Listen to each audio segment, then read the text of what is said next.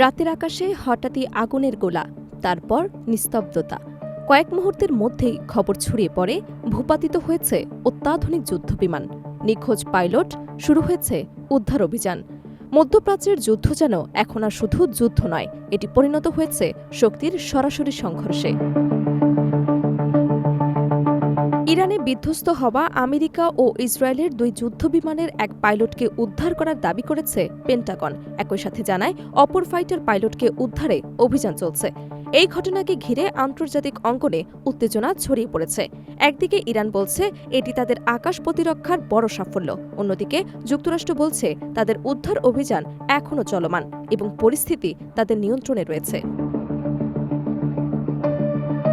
এদিকে ইরানের প্রতিরক্ষা ব্যবস্থায় একদিনে এফ সিরিজের দুইটি অত্যাধুনিক যুদ্ধবিমান ধ্বংস, দুইটি মিসাইল ও 3টি ড্রোন ভূপাতিত করার ঘটনাকে দখলদার জোটের জন্য কালো দিন বলে উল্লেখ করেছে বিপ্লবী গার্ড।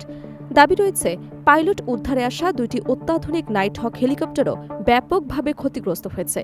সামরিক বিশ্লেষকদের মতে আকাশ প্রতিরক্ষা ব্যবস্থাকে ইরান এখন তাদের তুরুপের তাস হিসেবে ব্যবহার করছে, যা দিয়ে তারা প্রযুক্তিগতভাবে এগিয়ে থাকা প্রতিপক্ষকেও চ্যালেঞ্জ জানাতে পারে।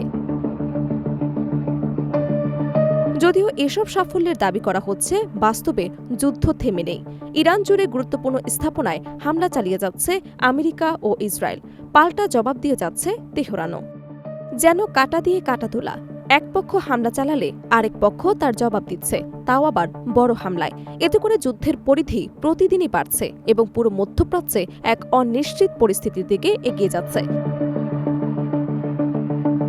ইরানের দাবি অনুযায়ী ভূপাতিত হওয়া যুদ্ধবিমানগুলোর একটি দক্ষিণ পশ্চিম ইরানের পাহাড়ি এলাকায় আছড়ে পড়ে এবং অন্যটি পারস্য উপসাগরের পানিতে ডুবে যায়।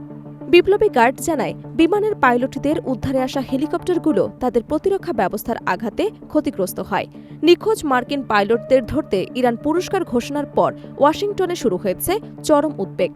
এরই মধ্যে একজন পাইলটকে উদ্ধার করা হয়েছে বলেও দাবি করা হয়েছে, আর নিখোঁজ অন্য পাইলটদের সন্ধানে চলছে জোর তৎপরতা। এই ঘটনার পরপরই ফ্লোরিডার সফর বাতিল করে হোয়াইট হাউসে জরুরি বৈঠকে বসেন মার্কিন প্রেসিডেন্ট ডোনাল্ড ট্রাম্প।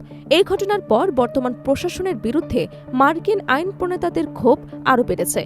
রিপাবলিকান সিনেটররাও বেঁকে বসেছেন যুদ্ধের বরাদ্দ দিয়ে।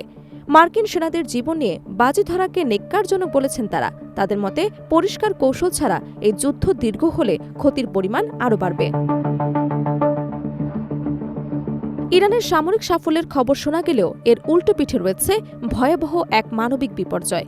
মানবাধিকার সংস্থাগুলোর মতে 1 মাসের বেশি সময়ের এই হামলায় এখন পর্যন্ত প্রায় 3000 মানুষের মৃত্যু হয়েছে, আহত হয়েছেন কয়েক হাজার মানুষ।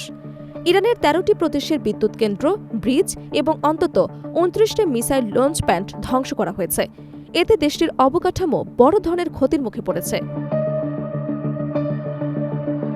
ইরান বলছে এরপরেও তারা বছরের পর বছর এই যুদ্ধ চালিয়ে যেতে সক্ষম। অন্যদিকে ইরানের নিক্ষেপ করা ক্ষেপণাস্ত্রের আঘাতে ইসরায়েলের একটি শিল্পাঞ্চলে ভয়াবহ আগুন লেগেছে। আরব আমিরাত ও বাহরাইন সহ মধ্যপ্রাচ্য জুড়ে হামলায় ক্ষতিগ্রস্ত হয়েছে বিভিন্ন স্থাপনা। আকাশ প্রতিরক্ষা ব্যবস্থার ধ্বংসাবশেষ পড়েও হতাহতের ঘটনা ঘটেছে। পেন্টাগনের তথ্য অনুযায়ী এই যুদ্ধে এখন পর্যন্ত 13 জন মার্কিন সেনা নিহত এবং 365 জন আহত হয়েছেন। সব মিলিয়ে এই যুদ্ধ এখন আর শুধু দুই দেশের মধ্যে সীমাবদ্ধ নেই, এটি ধীরে ধীরে পুরো মধ্যপ্রাচ্যকে জড়িয়ে ফেলেছে। সামরিক শক্তি, কৌশল, প্রতিশোধ আর পাল্টা প্রতিশোধ, সব মিলিয়ে এই যুদ্ধ এখন এক জটিল সমীকরণে পরিণত হয়েছে।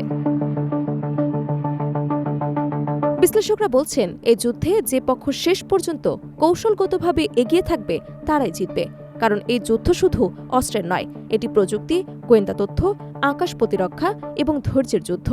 আর এই যুদ্ধ কতদিন চলবে এবং কোথায় গিয়ে থামবে, এই প্রশ্নের উত্তর এখনও অজানা। তবে একটি বিষয় নিশ্চিত, মধ্যপ্রাচ্যের আকাশে যে আগুন জ্বলছে তার ধোঁয়া এখন পুরো বিশ্বের রাজনীতিতে ছড়িয়ে পড়েছে।